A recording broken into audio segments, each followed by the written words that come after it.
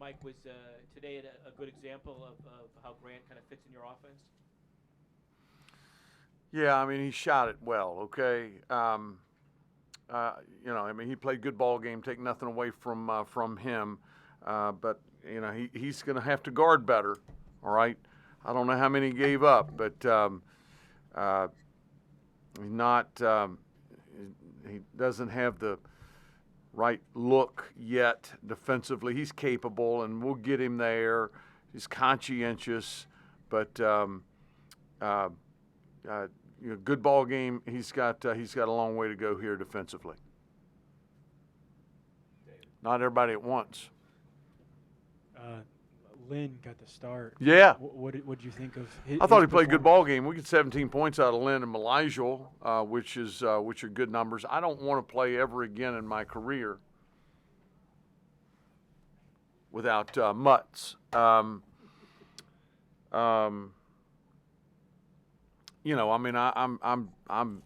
gnashing my teeth and I'm mad as a hornet at the half. We're up, we're by good. I didn't think we guarded very well.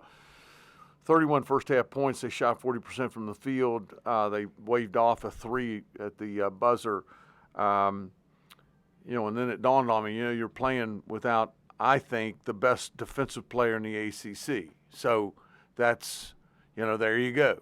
All right. And he just covers up so many things with his communication, his vision, and basketball IQ that everybody's a little bit quicker. Everybody's a little bit, better to the ball. So we'll have that back on Thursday, thank goodness.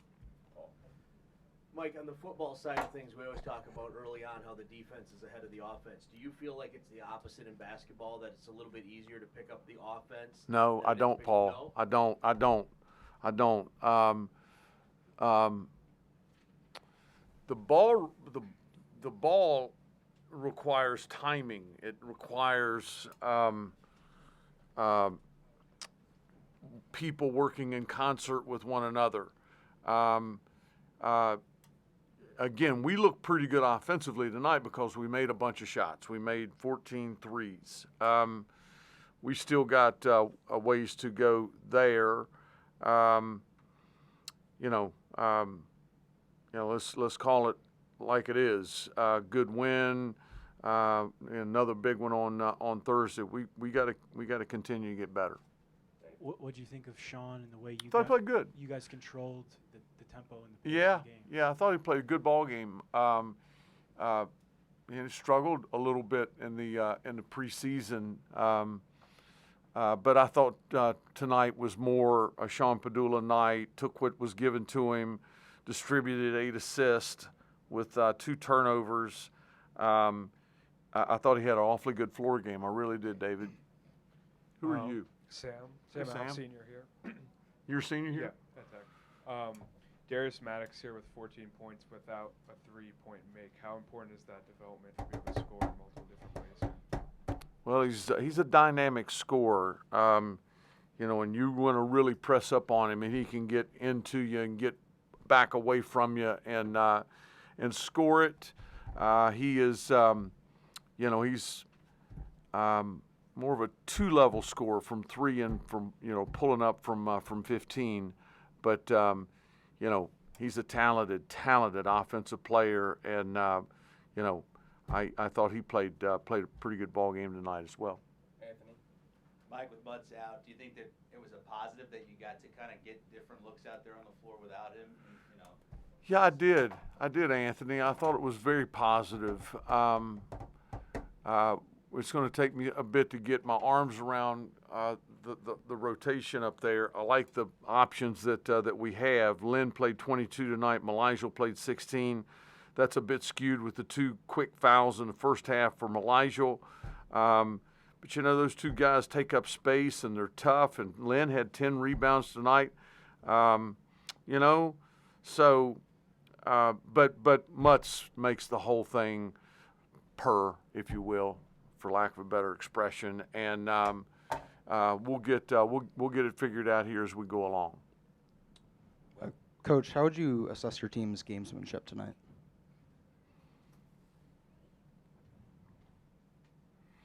I think all in all pretty good.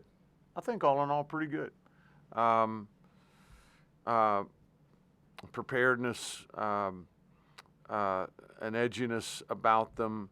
I thought a pretty good start. We gave up a 3 first possession, 2 threes before the first media timeout. I was pretty darn pleased in that department as a whole. Mike, we did not have much reason to talk to you about Lynn Kidd last season. How has he kind of developed into a guy that's going to get minutes this season? Mark, he just, I think he had a little heart-to-heart with himself. I'm going to be a good. I've got unbelievable physical tools. I'm beyond ready to play at this level and be a factor in the Atlantic Coast Conference.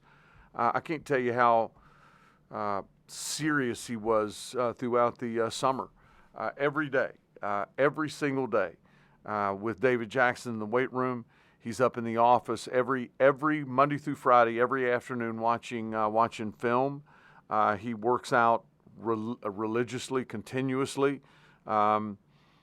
He's over there for 45 minutes today, game day, and he's ready to go. He's chomping at the bit, and he's earned everything that I'm not. Nobody's giving him anything. He's earned it. I mean, he has worked his tail off. Now, you apply that, couple that with a young person that is. I mean, he's a big league athlete, and he's strong as an ox. The makings of a good basketball player, and I couldn't be happier for him. And that's why he started, and that's why I expect him. We all expect him. You ask anybody in that locker room, we all expect him and Malaysia to help us win.